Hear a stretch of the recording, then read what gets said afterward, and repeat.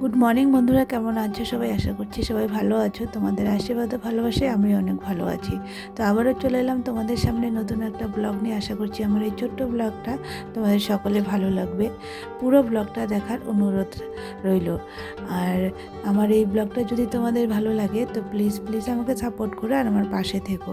তো বন্ধুরা, এই মুহূর্তে এখন বাজে সকাল 8টা। তো আমি আজকে ঘুম থেকে উঠে পড়েছি। আর আজকে একটু ঘুম থেকে উঠতে দেরি হয়ে গেল।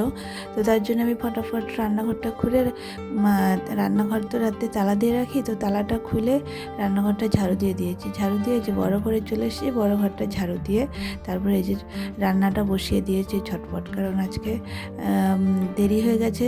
তো আর অন্য কিছু কোনো কাজ করলাম না।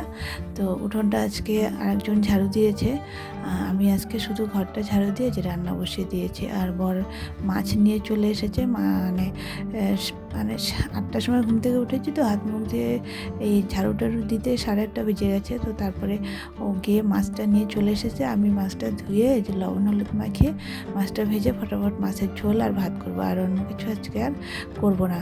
তো চলো ঝটপট রান্নাটা সেরে নিই।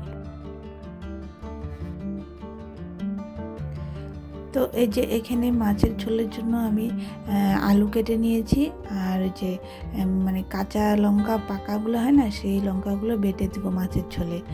আর হচ্ছে মানে শুধু মাছের ঝোলই করবো আজকে, অন্য কিছু আর করবো না, কারণ সবজিও সেরকম নেই। তো যেহেতু মাছ নিয়ে এসেছে, মাছের ঝোলটাই আগে ফটাফট করে ওকে দিয়ে দিই। তো চলো রান্নাটা ফটাফট সেরে নিই।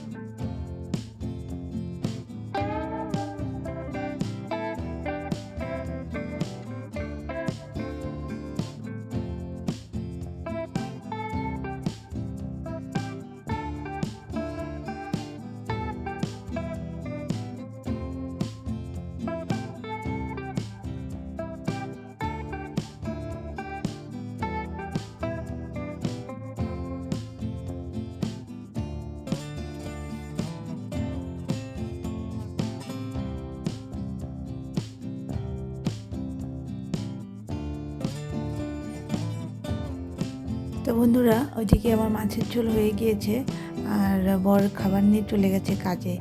তো আমি এই যে মাছের ডিম এনেছিল মাছের সঙ্গে, তো ডিমটা আমি তখন ভাজিনি, কারণ তখন অনেকটা দেরি হয়ে গিয়েছিলো। তো ফটাফট মাছটা ভেজে মানে ঝোলটা করে দিয়েছি। তো এই ডিমগুলো এখন ভেজে রেখে দিচ্ছি। আর ডিম ভাজতে নিলে বন্ধুরা, তোমরা হয়তো জানো যারা রান্না করো, তো মাছের ডিমটা কেমন ফাটে। তো প্রচণ্ড ফাটছিল, বুঝছো, তেলে দেওয়ার সঙ্গে সঙ্গে প্রচণ্ড তেল ছিটে আসছিলো। তাই আমি একটু ঢাকা দিয়ে মাছের ডিমগুলো ভেজে নিচ্ছি। তো মাছের ডিমগুলো ভেজে রেখে দেবো, এগুলো আর আজকে কিছু করবো না, এটা একদম কালকের জন্য ভেজে রেখে দেবো। তো এখন আমি চলে যাব বড় ঘরে। বড় ঘরে ওই যে বিছানাটা তুলতে হবে। তো এই যে চলে এসেছি বড় ঘরে বিছানাটা তুলতে। বিছানাটা তুলে তারপরে আমি হচ্ছে ঘরটা মুছে তারপরে স্নানে যাব। আর ওইদিকে ছেলে ঘুম থেকে উঠে চলে গেছে ব্রাশ করতে। তো ব্রাশ করে চলে আসবে, তো তারপরে ওকে খেতে দেবো। খেতে দিয়ে হোমওয়ার্ক করতে বসাবো। তো এই যে আমার বিছানাটা গুছানো হয়ে গেছে। তো ছেলে চলে এসেছে মুখ দিয়ে। তো আমি ছেলেকে বললাম কি যে ঠাকুরের চাদরটা, চাদর না, মানে ঢাকনাগুলো খুলে দাও। ওই প্রতিদিন করে, মানে ঠাকুরের ঢাকনা মানে পর্দাগুলো উঠিয়ে দেয়। তো আজকে বললাম, তো উঠিয়ে দিল। তারপরে এই যে আমি ঘরটা মুছে নিচ্ছি। তো এখন বাজে মানে দুপুর 1টা। তো আমি ফটাফট ঘরটা মুছে নিচ্ছি। ঘরটা মুছে তারপরে স্নান করে এসে পুজো দেব। তো অনেকটাই লেট হয়ে গেল। ঘুম থেকে দেরি করে উঠলে না একটু দেরি হয়ে যায় সব কাজে। তো এই যে আমি স্নান সেরে চলে এসেছি, পুজোতে বসেছি। পুজোটা দিয়ে তারপরে আবার দুপুরের খাবারটা খেয়ে নেব।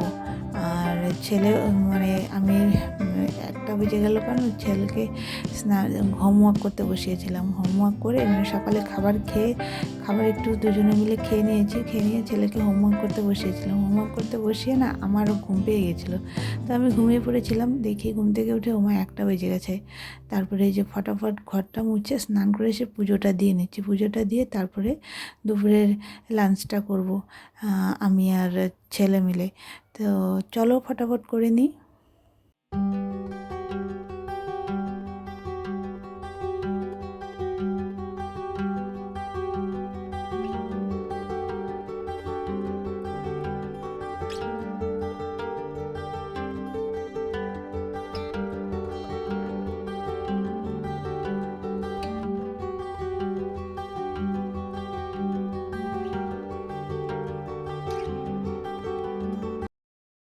তো এই যে এদিকে আমার পুজো কমপ্লিট। এখন আমি মানে লাঞ্চটা করব। তো ছেলে আর আমি মিলে তো এই যে বেড়ে নিয়েছি ভাত দুজনের জন্য, আর ওখানে ছেলেকে ভাত মেখে দিচ্ছি, কারণ ছেলে তো ভাত মেখে খেতে পারে না। তো ছেলেকে ভাতটা মেখে দিয়ে মাছটা বেছে দেব। মাছের কাঁটাটাও তো বেছে খেতে পারবে না, তো মাছের কাঁটাটা বেছে দিয়ে ছেলে হাত ধুয়ে এসে ছেলে খেয়ে নিবে। ও একাই খাবে, খালি মেখে দিতে হয়। তো তারপরে আমিও খেয়ে নেব। খেয়ে নিয়ে তারপরে আবার একটু মানে এডিটিংয়ের কাজ বাকি আছে, তো সেগুলো সারতে হবে। তো চলো।